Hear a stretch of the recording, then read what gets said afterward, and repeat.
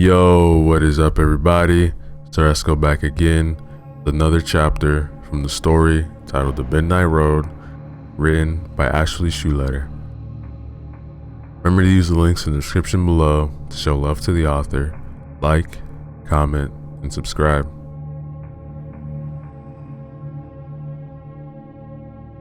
Deputy Clarkson had been a wonderfully good sport up until this point. But when presented with the prospect of crossing the threshold of this house, he balked. He released his death grip on his rifle, lowering it to his side and exclaiming, "No offense, Sheriff. Fuck this. I'm not going in there. Go back to the car and call." "Call who, Henry? State troopers can't do anything except write tickets to out-of-towners. The town police calls us when there's a violent death. Who exactly should we call? Animal control?" Clarkson glowered back at him. "Well then, let's go back to the car and come back in the goddamn daylight." Personally, Lutz felt that Clarkson was speaking the most sense that anyone had all night. But as much as he privately agreed with his deputy's plan to retreat far away from the McGuire house, they were there, and there was a job to do. "Come on now, Henry. Billy's been inside. Can't let the kid show us up now, can we?" He sighed, ran one hand along his forehead, and through his salt and pepper hair, and tried again. "Yeah, Clarkson, this does suck. Doesn't change facts. We have to find out what, if anything occurred here tonight. Let's just sack up and get it done, yeah?"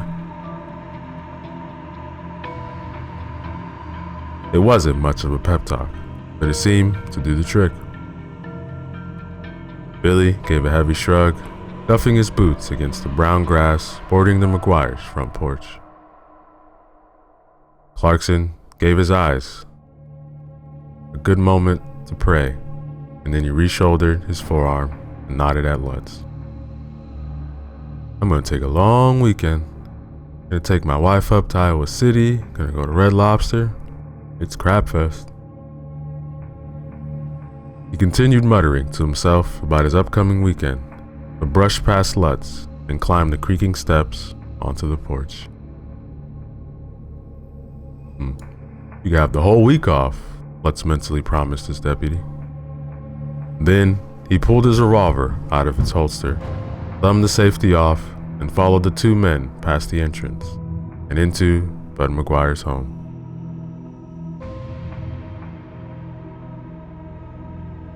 A profound silence settled around the men as they crossed the threshold of the McGuire house. The footsteps made by the officer's heavy boots were muffled by the layer of dust that lay upon the floor.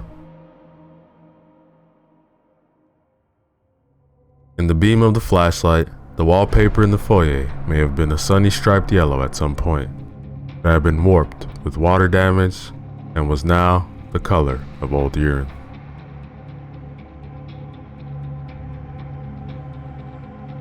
Ahead of the men was a long corridor with a doorway on either side. On one side, Lutz could see the ubiquitous farmhouse, a mudroom complete with rows of rubber Wellington boots and heavy winter parkas. The wellies were dull and cracked with disuse, and the coats were moth-eaten and smelled of damp. A closed door led deeper into the house, probably into the kitchen. On the left side of the corridor was a room Lutz's wife would have referred to as a parlor when she was alive, with delicate furniture and assorted porcelain figurines. Here was the first evidence of human activity. The dainty tables were smashed to bits, and the rose-patterned love seat was at a defined angle to a moth-eaten rug, as if someone had forcibly shifted the couch by standing with sudden force. A broken water jug lay in pieces on the floor.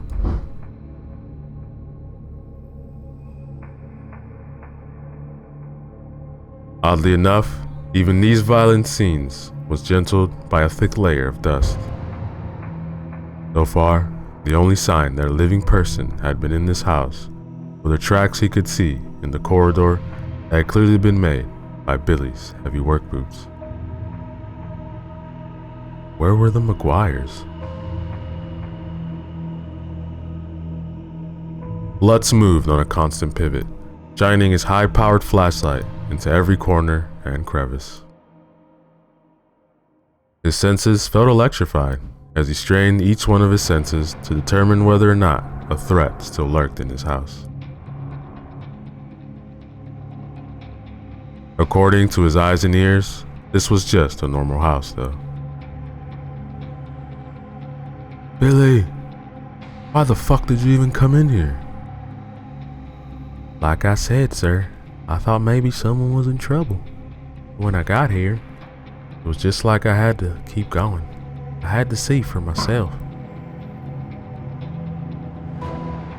Lutz understood.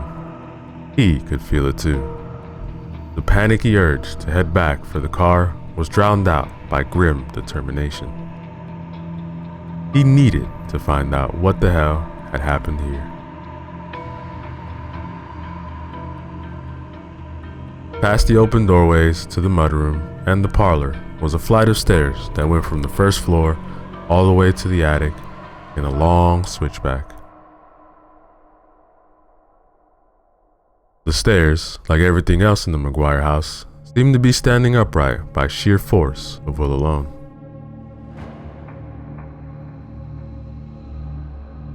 Running along the right edge of the staircase in a long unbroken line from top to bottom was a wide swath of dried blood.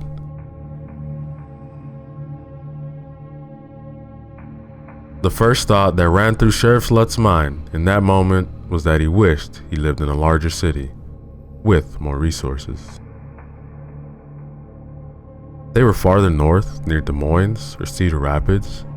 The three men standing in the McGuire house could be surrounded by backup within an hour. A small fleet of detectives, forensic experts, photographers, evidence baggers, and rubberneckers could gather at the homestead. The living darkness of the August summer night would have been beaten back by high-powered flashbulbs and battery-powered spotlights. Under their harsh glare and soothed by the shop talk of gathered officials, whatever horrors had visited the McGuire family would be revealed, just another crime scene. Still tragic, but acceptable to the mind. A sane sequence of events. Unfortunately, his little pocket of eastern Iowa was small and underpopulated. The mechanics needed to properly investigate a potential crime were simply not in place.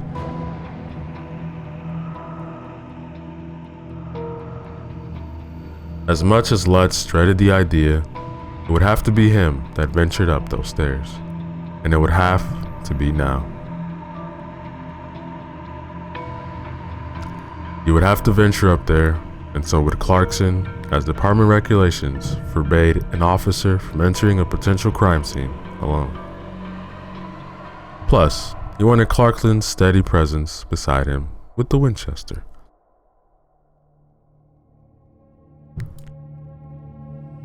That didn't mean they all had to go. Billy, if you don't want to go up there a second time, now's your chance. Go wait for us on the porch. Stand guard. With all due respect, sir, there's no way I'm standing down there by myself. Alright, your choice, kid. Lutz gave him a nod and turned back to the problem of the staircase.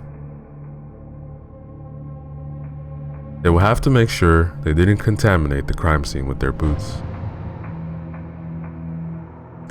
The blood was thick all the downstairs, where it abruptly stopped on the second to last riser. Here, a slightly thicker pool of blood still shone with faint wetness under his flashlight. Whatever had happened here had happened recently. Slow and steady does it now. Don't step on it. Squeezing his lanky frame to the far edge of the staircase, Lutz placed a heavy boot on the first riser. A puff of dust arose, and the stair gave a wheezing groan, but it did not buckle under his weight.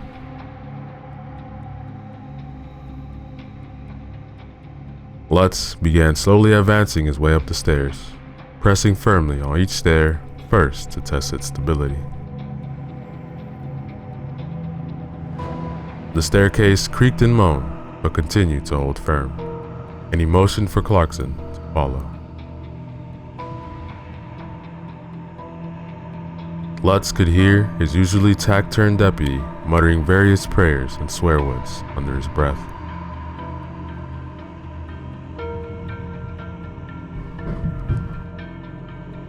The swath of blood continued up the stairs in an unbroken streak. Now it veered off to the right and disappeared into the darkness of a long corridor. The overwhelming odor of dirt and mold, with the coppery smell of fresh blood, was also thick in the air. A few framed photos hung at uneven intervals, their subjects almost completely obscured with dust. The dust on the floor was disturbed now, but there was no distinct tracks. It had been swept almost clean away in some places.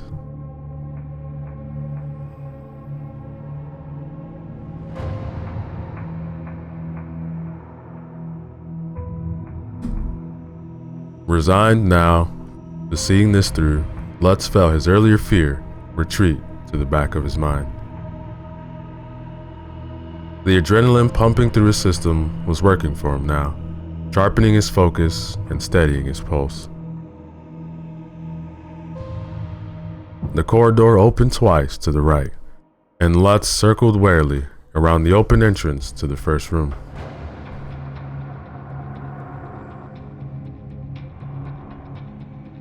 A cursory glance revealed a dingy bathroom, or perhaps it had once been a bathroom. Now it was a heap of stained and cracked porcelain, with a rusted out pipe hanging loosely where a sink may have been. Torn linoleum covered parts of the floor, but most of it was the same weathered floorboards as the rest of the upstairs. The air was heavy with smells of stale, grime, and mildew.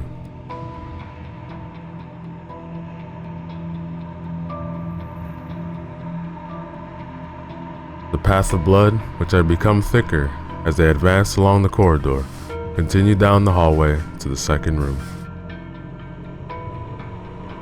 Lutz signaled to Billy to cover the entrance of the bathroom. Then he and Clarkson advanced, firearms cocked and ready.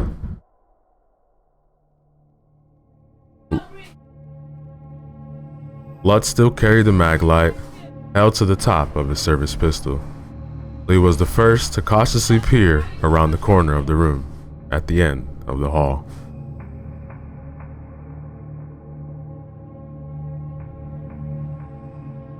When Lutz first shone his flashlight into the darkened room, he actually breathed a sigh of relief. He had expected to find the strewn and dismembered bodies of April McGuire and her children in pieces about the floor. Instead, the room appeared entirely empty on first glance. There were no severed limbs clad in footy pajamas. There was also no furniture, curtains, rugs, or anything else to indicate that the space had ever been occupied by inhabitants other than mice. The bare wooden floor was littered with their droppings, but not much else. He began sweeping his flashlight from floor to ceiling. The walls had been painted a deep scarlet that looked almost wet by the light of the... Oh. For a span of time that felt like an eternity, but was in reality probably more than 30 seconds, Lutz stood shocked, still in the entrance of that room, his head cocked to one side like a man trying to figure out a really good riddle. One eyebrow was raised, and his mouth hung open in bewilderment.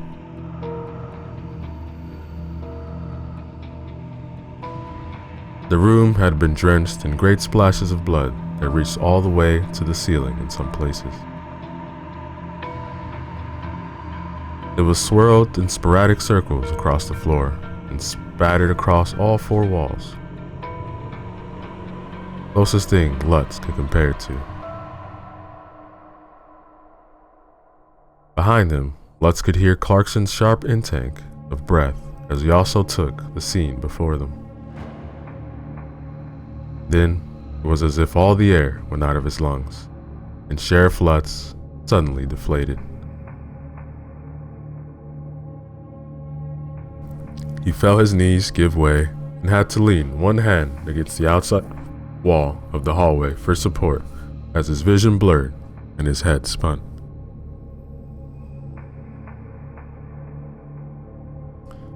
He still had the flashlight in one hand and it was pointed into the room, shining onto the dripping walls.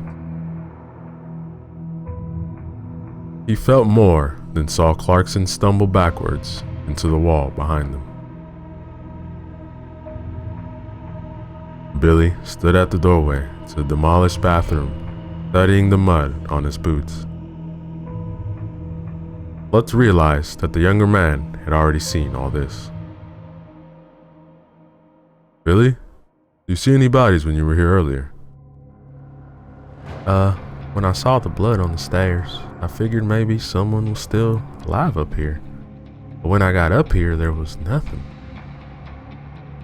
Batteries in my flashlight starting to die, and then I saw that room. I got the hell out of here quick as I could.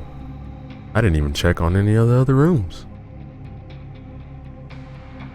"So then, where the fuck are the bodies?" "Looks like Bud McGuire and his family in a salad spinner." There's blood on the goddamn ceiling." "Yeah, but that's the problem. It's blood. Just blood.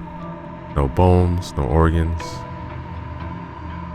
Lutz's mind was still spinning as it frantically tried to bring a sense of logic into what it had witnessed. Look, there should be pieces of the McGuires everywhere. So far, the only evidence of actual crime is that arm out on the road. Clarkson faced him, his normally placid face of mask, tension, and fear. "Yeah, how did that arm even get out there? Why does it look like no one has lived here for 5 years? Where the hell are the McGuires?" Are they in the barn? The basement? Did Bud chop them up and carry them into the woods? Was it even Bud? What the hell are those claw marks on the door, Sheriff? Lutz gripped his deputy tightly by his shoulders, his own fear gone in the face of his officer's increasingly panic. "Of course it was Bud, Henry. We'll find him, don't worry." This idea, as nightmarish as it was, offered a kind of morbid comfort. Bud McGuire might be a deranged madman who had just killed his entire family, but he was a man.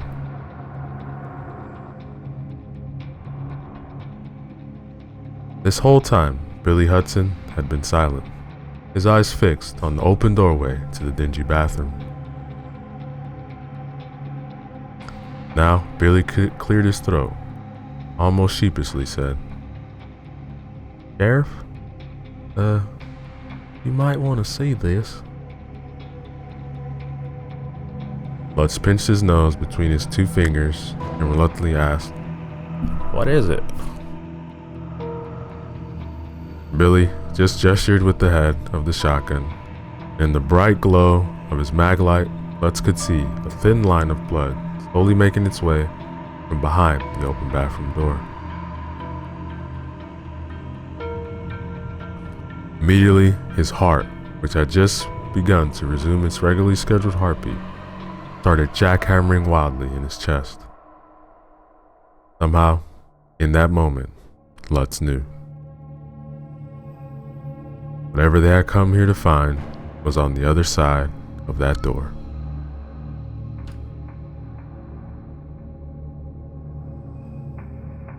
On their first walkthrough of the corridor, all three men had been preoccupied by the path of blood that led to the room at the end of the hall. Now, upon closer inspection, Lutz realized that there was the faintest glimmer of light coming from the darkened bathroom. His mouth was dry as a bone, and Lutz swallowed hard, and then pistol was still at the ready. He eased around the doorway of the bathroom and put his back against the nearest wall. He checked the corner and, finding it empty, proceeded to the circle slowly around the room. Clarkson covered him from behind, while Billy stood guard once more outside the room.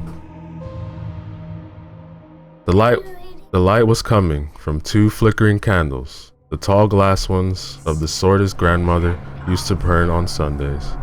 The flames were sputtering their last breaths, and two more candles had already drowned their own wax. How long does those candles burn? Lutz made a mental note to check and kept his eyes on a swivel, trying to observe as much as possible about the scene.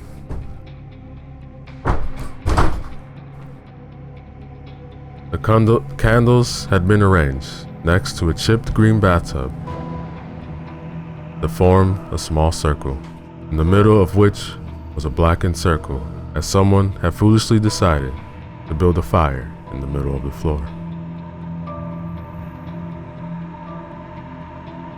On the edge of the bathtub was a draped and faded calico dress. Lutz approached the garment, which had been carefully arranged so as not to wrinkle against the sides of the tub. The tub itself was empty. Lutz suddenly froze as he heard Clarkson swore a low oath behind him. Filled with sudden dread, he pivoted instinctively to his heel and prepared to fire. For the first time that night, Andrew Lutz screamed at the top of his lungs. Slumped in one corner of the thrashed bathroom, in a slowly spreading pool of blood, was what remained of Bud McGuire. That, ladies and gentlemen, is the end of Chapter 4.